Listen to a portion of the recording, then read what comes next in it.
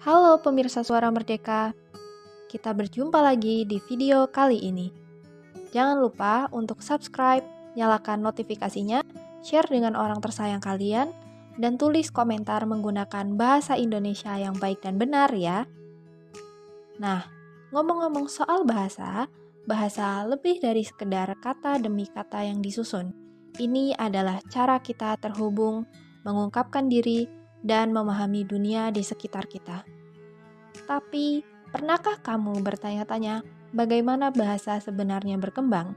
Bagaimana suara yang kita ucapkan bisa menjadi makna, dan bagaimana makna itu membentuk budaya, identitas, bahkan cara kita berpikir. Dari simbol pertama yang diukir di batu hingga pesan instan yang kita kirim hari ini, bahasa telah berevolusi dengan cara yang mencerminkan perjalanan kita sebagai manusia. Di balik setiap kata, ada kisah tentang inovasi, adaptasi, dan koneksi. Tapi bagaimana kita sebenarnya mempelajari bahasa? Kenapa bahasa bisa berubah seiring waktu? Dan apa yang membuat beberapa kata menghilang, sementara kata-kata baru muncul? Hari ini kita akan menyelami evolusi bahasa yang menakjubkan, menjelajahi sejarah, ilmu, dan masa depannya. Siap menjelajahi kekuatan kata-kata? Ayo kita mulai. Menariknya, manusia adalah satu-satunya spesies yang memiliki bahasa dengan tingkat kompleksitas yang luar biasa. Tidak ada spesies lain yang bisa menandingi kekayaan bahasa manusia. Dengan jutaan kata, ekspresi, dan struktur yang kita gunakan untuk menyampaikan pemikiran yang rumit. Tentu saja, hewan juga memiliki sistem komunikasi. Mereka bisa menyampaikan pesan tentang bahaya, makanan, atau mencari pasangan. Tapi, komunikasi ini tidak memiliki sintaksis atau tata bahasa yang berkembang. Mereka tidak bisa menyusun kata menjadi kalimat kompleks atau menyampaikan gagasan abstrak seperti manusia. Itulah yang membuat bahasa manusia begitu istimewa. Dengan sintaksis yang teratur dan kata-kata yang bisa dipadukan menjadi kalimat yang tak terhitung jumlahnya, kita tidak hanya berbagi informasi.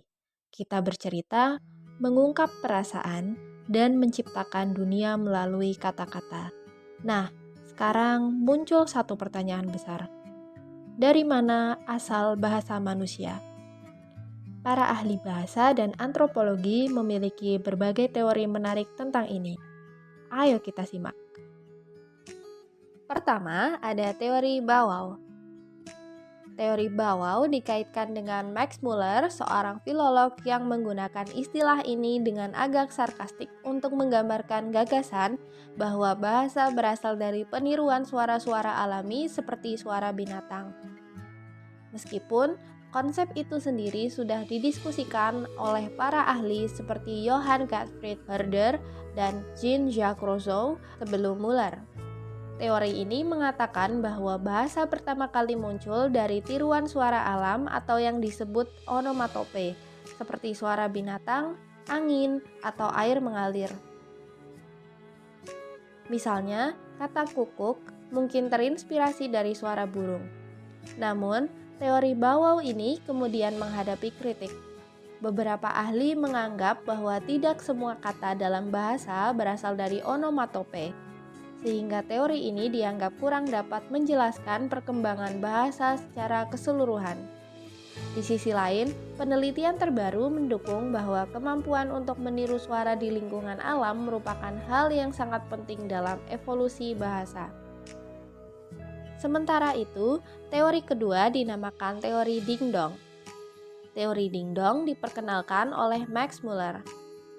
Teori ini berpendapat bahwa kata-kata muncul sebagai respons alami terhadap objek atau fenomena tertentu, seolah-olah setiap benda memiliki suara yang mewakili esensinya. Misalnya, suara denting lonceng atau gemuruh petir menginspirasi kata-kata yang menggambarkan fenomena tersebut.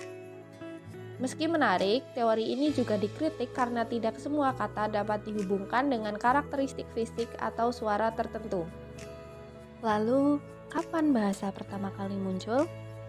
Para ilmuwan memperkirakan bahasa manusia mulai berkembang sekitar 50.000 hingga 100.000 tahun yang lalu bersamaan dengan munculnya Homo sapiens modern. Bukti arkeologi seperti alat-alat batu yang kompleks dan seni gua menunjukkan adanya kemampuan kognitif yang mendukung komunikasi simbolis. Salah satu temuan penting dalam studi evolusi bahasa adalah hipotesis Four-Cat Box P2. Gen yang pertama kali diidentifikasi oleh Cecilia Lai dan timnya pada tahun 2001. Catbox P2 diyakini berperan penting dalam kemampuan berbicara dan bahasa manusia. Mutasi pada gen ini ditemukan pada manusia, tetapi tidak pada primata lain, yang menunjukkan bahwa evolusi gen ini mungkin menjadi salah satu faktor utama yang membedakan manusia dari spesies lain dalam hal kemampuan bahasa. Penelitian juga menunjukkan bahwa gangguan pada gen ini dapat menyebabkan kesulitan dalam berbicara dan memahami tata bahasa. Jadi, dengan kombinasi bukti arkeologis, genetik, dan neurolinguistik, kita semakin mendekati pemahaman tentang bagaimana dan kapan bahasa pertama kali muncul. Namun, misteri ini masih terus diteliti dan menjadi salah satu topik paling menarik dalam studi tentang manusia. Dengan terus menggali masa lalu, kita semakin memahami bagaimana bahasa menjadi bagian tak terpisahkan dari perjalanan manusia. Jadi, kapan menurutmu kata pertama kali diucapkan? Lalu, kenapa bahasa tidak pernah tetap? Ada banyak faktor yang memengaruhi perubahan bahasa. Salah satunya adalah pengaruh fonetik dan pengucapan. Fonetik mengacu pada bagaimana suara dihasilkan dan didengar, dan perubahan dalam aspek ini seringkali menyebabkan pergeseran dalam pelafalan kata. Sejarah mencatat bahwa banyak bahasa mengalami perubahan bunyi karena adaptasi dialek atau pengaruh budaya lain. Misalnya dalam bahasa Inggris, pelafalan kata night dulu diucapkan dengan jelas huruf K-nya, tetapi seiring waktu menjadi senyap. Fenomena seperti ini juga terlihat dalam Great Vowel Shift, peristiwa perubahan besar dalam pelafalan vokal bahasa Inggris yang terjadi antara abad ke-14 dan ke-18. Pergeseran ini mengubah cara pengucapan banyak kata dan menjadi salah satu alasan utama mengapa ejaan bahasa Inggris modern seringkali tidak sesuai dengan pelafalannya. Perubahan seperti ini sering terjadi untuk menyederhanakan atau menyesuaikan pengucapan dengan kebiasaan lisan masyarakat. Selain itu, penyederhanaan tata bahasa sering terjadi seiring perkembangan bahasa. Struktur kalimat bisa menjadi lebih ringkas dan mudah dipahami, seperti perubahan dari bahasa formal ke bahasa sehari-hari yang lebih sederhana. Misalnya, dalam bahasa Indonesia, kalimat seperti "Apakah Anda sudah makan?" sering disingkat menjadi "Udah makan?". Fenomena serupa juga terjadi dalam bahasa Inggris, Jerman, dan juga Indonesia. Dalam bahasa Inggris kuno, misalnya bentuk kata kerja dan kasus gramatikal jauh lebih kompleks dibandingkan bahasa Inggris modern. Kalimat seperti thou art telah disederhanakan menjadi you are. Sementara dalam bahasa Jerman, beberapa bentuk kasus dan konjugasi juga mulai jarang digunakan dalam percakapan sehari-hari, menunjukkan kecenderungan menuju struktur yang lebih sederhana dan efisien. Dalam bahasa Indonesia, banyak kata serapan dari bahasa asing, terutama bahasa Inggris yang diadopsi tanpa mengubah struktur secara signifikan. Kata-kata seperti komputer, internet, atau scanner menjadi bagian dari bahasa sehari-hari tanpa perlu penyesuaian besar dalam tata bahasa, mencerminkan fleksibilitas dan keterbukaan bahasa Indonesia terhadap pengaruh global. Serapan bahasa asing juga memainkan peran penting dalam perkembangan bahasa, membawa kata-kata baru yang memperkaya kosakata kita. Misalnya, dalam perkembangan bahasa Indonesia, penyerapan kata dari bahasa asing dan daerah memainkan peran penting dalam perkembangan bahasa Indonesia, memperkaya kosakata dan memungkinkan ekspresi yang lebih luas.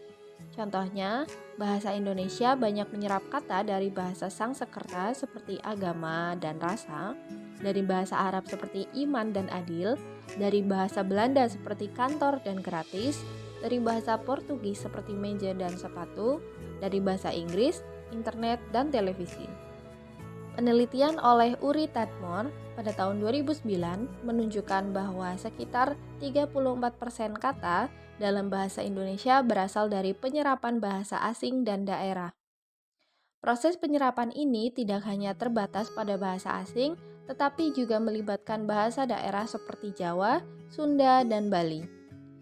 Kata-kata seperti bebek, mulus, sabuk, keponakan, dan ajak adalah contoh kata serapan dari bahasa daerah yang telah menjadi bagian dari bahasa Indonesia. Pengaruh budaya global dan media sosial juga mempercepat proses penyerapan ini, membuat bahasa terus berevolusi sesuai kebutuhan komunikasi modern. Setiap tahun rata-rata ada tambahan 6.000 sampai 8.000 kosakata baru dalam bahasa Indonesia, banyak diantaranya berasal dari bahasa asing. Penyerapan bahasa tidak hanya terjadi dalam bahasa Indonesia tentunya. Hal ini juga terjadi dalam bahasa Inggris yang menyerap banyak kata dari bahasa Latin. Contohnya, etc., status quo dari bahasa Perancis restoran, ballet dari bahasa Jerman kindergarten dan juga doppelganger dan bahasa lainnya. Dengan demikian, serapan bahasa asing dan daerah tidak hanya memperkaya kosakata suatu bahasa, tetapi juga mencerminkan dinamika budaya dan interaksi sosial yang terus berkembang. Tak kalah penting, teknologi juga berperan besar dalam mengubah bahasa. Dari singkatan dalam pesan singkat, hingga istilah-istilah baru yang lahir dari inovasi digital. Kemajuan media sosial, game online, dan aplikasi komunikasi menciptakan kata-kata dan frasa yang dulu tidak ada, seperti DM, streaming, atau unfollow. Semua ini membuat bahasa terus berkembang dan beradaptasi dengan cepat mengikuti perubahan zaman. Akses internet yang semakin mudah dan luas mempercepat penyebaran bahasa gaul dan istilah global, membuat bahasa terus berkembang dan beradaptasi dengan cepat mengikuti perubahan zaman. Misalnya, kata-kata seperti mabar atau FYP menjadi bagian dari percakapan sehari-hari berkat popularitas platform digital. Faktor sosial juga memainkan peran besar dalam evolusi bahasa. Salah satu pengaruh terkuat adalah kontak antar budaya dan multilingualisme. Kadang-kadang, pertemuan dua budaya ini bahkan bisa menciptakan bahasa baru hasil akulturasi seperti bahasa Kreol atau Pidgin yang berkembang di wilayah-wilayah dengan interaksi budaya yang intens. Bahasa Kreol misalnya adalah bahasa yang muncul dari campuran dua atau lebih bahasa, seringkali dalam konteks kolonialisme dan perdagangan, di mana kelompok yang berbicara bahasa berbeda perlu berkomunikasi. Contohnya adalah Kreol Haiti yang merupakan perpaduan antara bahasa Prancis dengan pengaruh bahasa Afrika. Pidgin di sisi lain adalah bentuk bahasa yang lebih sederhana yang biasanya digunakan untuk komunikasi antar kelompok dengan bahasa ibu yang berbeda, seperti Tok Pisin di Papua Nugini yang berasal dari campuran bahasa Inggris dan bahasa lokal. Fenomena ini menunjukkan bagaimana interaksi budaya yang erat dapat melahirkan bahasa baru yang unik dan kaya makna. Kolonialisme juga meninggalkan jejak yang mendalam pada bahasa lokal. Banyak negara bekas jajahan masih mempertahankan bahasa kolonial sebagai bahasa resmi atau pengantar, seperti bahasa Prancis di Senegal, bahasa Inggris di India, bahasa Portugis di Mozambik, dan bahasa Spanyol di Filipina. Misalnya di India, kata station dan office masih sering digunakan dalam bahasa sehari-hari. Di Filipina, kata mesa dan sia berasal dari bahasa Spanyol. Begitu juga di Mozambik. Kata escola masih digunakan hingga kini. Hal ini menunjukkan bagaimana dominasi kolonial membentuk lanskap linguistik yang bertahan hingga hari ini. Selanjutnya, bagaimana bahasa ditulis dan berkembang ke dalam sistem tulisan? Sebelum huruf dan angka dikenal seperti saat ini, metode komunikasi tertua yang digunakan oleh manusia adalah dengan menggunakan gambar yang diukir pada dinding atau langit-langit gua. Gambar-gambar ini kemudian menjadi definisi baru yang dikenal dengan istilah piktogram. Beberapa fungsi utama piktogram bagi manusia purba adalah untuk menandai daerah kekuasaan atau tempat tinggal mereka, untuk media merekam berbagai peristiwa penting yang terjadi pada saat itu, dan yang paling utama adalah untuk berkomunikasi. Simbol-simbol ini memiliki berbagai wujud yang tentunya memiliki makna yang berbeda pula. Piktogram ini turut berkontribusi terhadap munculnya bentuk-bentuk huruf atau angka yang kita kenal dengan alfabet saat ini. Tradisi menulis tertua ditemukan pada peradaban yang paling tua di muka bumi ini, yaitu pada bangsa Sumeria. Mereka mengembangkan sistem tulisan piktogram atau tulisan gambar pada tahun 3100 sebelum Masehi. Sekitar tahun 3000 sebelum Masehi, bangsa Sumeria telah menghasilkan sebuah kebudayaan yang biasa disebut dengan istilah huruf paku atau cuneiform. Kata cuneiform berasal dari bahasa Latin cuneus yang berarti baji atau paku dan forma yang berarti bentuk. Maka, cuneiform dapat diartikan sebagai jenis tulisan kuno berbentuk paku yang dituliskan di atas lempengan tanah liat. Disebut paku karena secara umum bentuknya seperti paku, tajam, panjang, lancip, dan lurus. Pada praktiknya yang paling awal, cuneiform diduga digunakan untuk pembukuan di istana atau kuil di daerah Sumer. Setelah cuneiform, ada yang namanya hieroglif. Penulisan hieroglif di Mesir mulai digunakan sejak 3000 sebelum Masehi. Meskipun hieroglif sering dianggap sebagai gambar objek atau konsep, tulisan ini lebih kompleks dan mencakup simbol-simbol yang mewakili bunyi, fonetik, dan konsep. Pada prinsipnya, hieroglif adalah gambar yang masing-masing mewakili objek alamiah. Matahari digambarkan sebagai piringan, bulan digambarkan dengan bulan sabit, air digambarkan oleh garis gelombang, orang dengan bentuk orang, bumi digambarkan sebagai lingkaran, dan lain sebagainya. Akan tetapi, tulisan gambar ini tidak dapat mewakili kata-kata atau benda-benda yang tidak dapat dilihat mata seperti pikiran, cahaya, dan hari. Sehingga, hieroglif pun lebih dianggap sebagai simbol ide daripada sebuah gambar objek. Piringan juga dapat berarti hari, bukan hanya berarti matahari. Ide-ide ini disebut dengan ideogram. Lalu, huruf kanji yang dikenal di Jepang berasal dari Cina. Kanji adalah salah satu macam huruf yang bersejarah paling lama dan paling banyak pemakainya di dunia. Lahirnya huruf kanji tidak hanya mendorong maju perkembangan kebudayaan Tiongkok, tapi juga menimbulkan pengaruh menjangkau jauh terhadap perkembangan kebudayaan dunia. Huruf Tiongkok kuno awalnya merupakan gambar berbagai bentuk di alam, baik benda atau hewan. Nenek moyang orang Tiongkok sejak ribuan tahun yang lalu mengembangkan sistem komunikasi tertulis yang dinamakan Oracle Bone Script atau Jiaquen. Diperkirakan huruf-huruf ini telah ada sejak 1200 sebelum Masehi dan dari perjalanan waktunya mengalami perkembangan dan penyederhanaan huruf. Huruf-huruf Jiaquen inilah yang menjadi cikal bakal huruf Mandarin modern pada masa kini. Tahukah kalian? Kata alfabet berasal dari dua huruf pertama alfabet Yunani yakni alfa dan beta.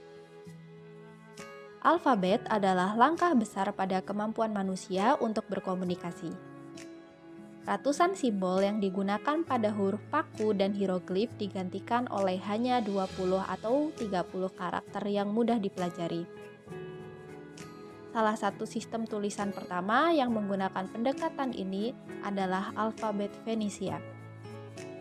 Alfabet Fenisia terdiri dari 22 karakter digunakan pada tahun 1500 sebelum Masehi. Ditulis dari kanan ke kiri, alfabet itu diukir di atas batu dan juga ditulis pada papirus dengan kuas atau pena.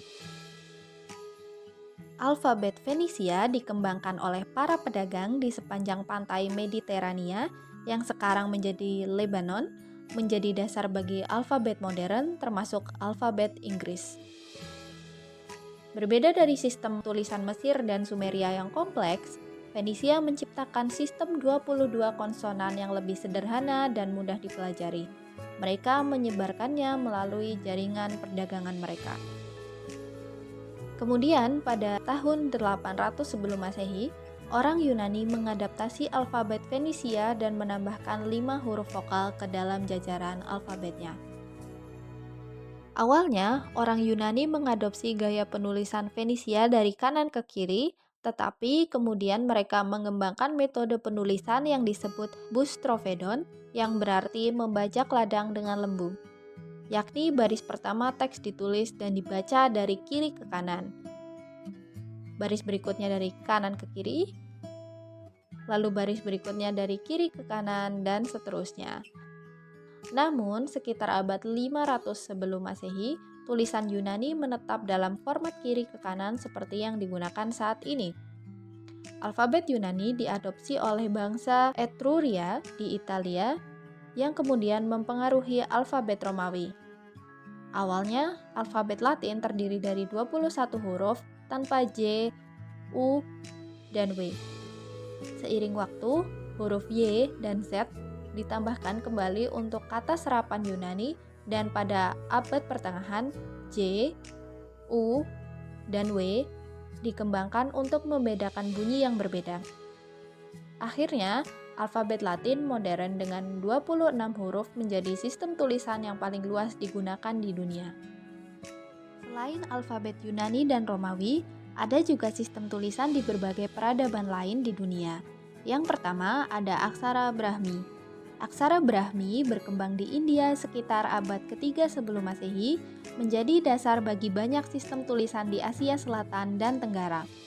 Digunakan dalam prasasti Edik Asoka, aksara ini menyebar melalui perdagangan dan agama, mempengaruhi aksara Devanagari di India, Kawi di Jawa, Khmer di Kamboja, serta aksara Thailand dan Burma. Sebagai sistem abugida, Brahmi memungkinkan setiap huruf mewakili konsonan dengan vokal bawaan yang dapat dimodifikasi. Di Arab juga ada aksara Arab yang berkembang dari aksara Nabatean yang berasal dari aksara Aram dan digunakan di Timur Tengah sekitar abad kedua sebelum Masehi. Pada abad keempat hingga keenam Masehi, huruf-hurufnya mulai terhubung, membentuk dasar aksara Arab modern. Penyebaran Islam pada abad ke-7 mempercepat penggunaannya, tidak hanya untuk bahasa Arab tetapi juga bahasa lain seperti Persia, Urdu, dan Melayu. Aksara Hangul diciptakan pada tahun 1443 oleh Raja Sejong dan para cendekiawan di dinasti Joseon untuk menyederhanakan penulisan bahasa Korea yang sebelumnya menggunakan aksara Tionghoa atau Hanja yang sulit dipelajari oleh rakyat biasa. Hangul terdiri dari 14 konsonan dan 10 vokal. Berbeda dari aksara Tionghoa yang berbasis karakter, Hangul bersifat alfabetik dan fonetik sehingga lebih mudah dipelajari dan digunakan. Meskipun awalnya ditentang oleh kaum elit yang terbiasa dengan Hanja, Hangul akhirnya menjadi sistem tulisan utama di Korea. Kini, Hangul digunakan di Korea Selatan dan Korea Utara sebagai alfabet resmi. Setelah membahas bagaimana sejarah alfabet dan tulisan dan perkembangannya pada masa lampau, muncullah pertanyaan berikutnya. Bagaimana perkembangan alfabet pada masa kini dan juga di masa depan? Pada era digitalisasi ini, salah satu fenomena modern yang berkaitan dengan perkembangan tulisan adalah adanya emoji. Emoji adalah simbol grafis yang digunakan untuk menyampaikan ekspresi emosi, perasaan, dan nuansa dalam pesan teks. Kehadiran emotikon telah mengubah cara kita berkomunikasi secara drastis, menambahkan dimensi visual yang memperkaya komunikasi tertulis. Emoji kini menjadi bagian penting dari komunikasi, khususnya komunikasi digital. Uniknya, jika dikaitkan dengan masa lampau, emoji memiliki fungsi yang mirip seperti piktogram karena dapat menyampaikan emosi dan makna secara visual. Selain itu, sistem tulisan berbasis kode seperti ASCII dan Unicode memungkinkan representasi karakter dari berbagai bahasa dalam format digital, mendukung komunikasi lintas budaya. Kemajuan teknologi pengenalan suara juga berpotensi mengurangi ketergantungan pada tulisan konvensional, memungkinkan interaksi dengan perangkat tanpa perlu mengetik. Transformasi ini menunjukkan bagaimana digitalisasi terus membentuk cara manusia berkomunikasi di masa depan. Alfabet yang dirangkai membentuk kata. Kata yang disusun membentuk kalimat. Dan dari kalimat itulah tercipta bahasa. Alat utama manusia untuk berkomunikasi, berpikir, dan memahami dunia. Seperti yang sudah kita bahas sebelumnya, setiap belahan dunia memiliki alfabet atau huruf buatan mereka sendiri. Sama dengan bahasa, setiap negara memiliki bahasa nasionalnya masing-masing. Apakah mungkin di masa depan kita mempunyai satu bahasa universal? Akankah ada masa di mana semua penduduk bumi berkomunikasi menggunakan satu bahasa yang sama? Di tahun 2025 ini, bahasa Inggris masih menjadi lingua franca global atau bahasa yang digunakan untuk berkomunikasi antar kelompok masyarakat yang memiliki bahasa berbeda. Namun, apakah bahasa Inggris dapat menjadi satu-satunya bahasa yang digunakan oleh seluruh umat manusia? Hal ini tentunya sangat sulit untuk terrealisasikan karena adanya tantangan besar dalam menyatukan seluruh manusia dalam satu bahasa. Karena bahasa bukan sekedar alat komunikasi. Ia juga membawa budaya, identitas, dan sejarah suatu masyarakat. Menghilangkan atau menggantikan bahasa lokal bisa berdampak pada keberagaman budaya dan cara berpikir manusia.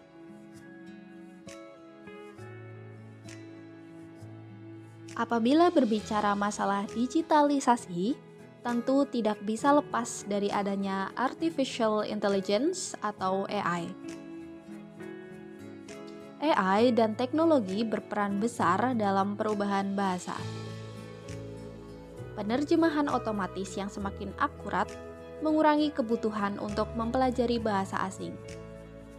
Sementara asisten suara seperti Siri dan Google Assistant mampu memahami serta merespons dalam berbagai bahasa.